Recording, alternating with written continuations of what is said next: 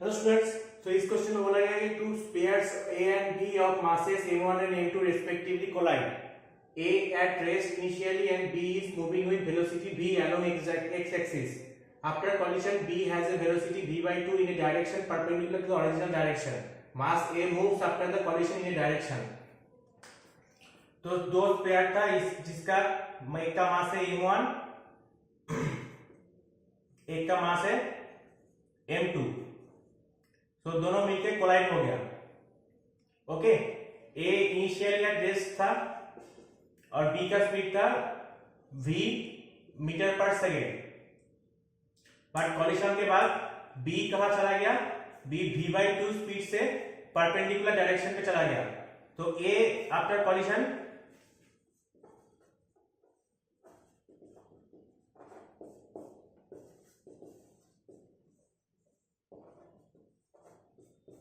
A after coalition कहां पे जाएगा, कौन से डायरेक्शन पे जाएगा, वो हमें पता करना पड़ेगा.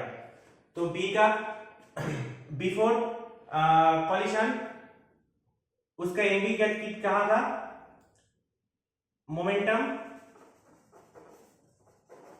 बिफोर कॉलिशन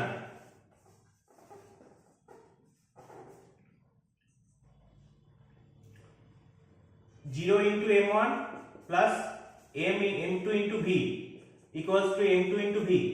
सो हम ड्रॉ कर लेते हैं m2 इंटू v. और ये आफ्टर कॉलिशन उसका मोमेंट कहां जा रहा है? वो m v/2 इस डायरेक्शन में जा रहा है. तो ये ऐसे डायरेक्शन पे जाएगा ताकि मोमेंटम कंजर्व रहे. तो ये दोनों का रिजल्टेंट का एक ऑपोजिट डायरेक्शन पे जाएगा. तो ऑपोजिट डायरेक्शन मतलब ये अगर एंगल थीटा है तो tan थीटा का वैल्यू क्या है?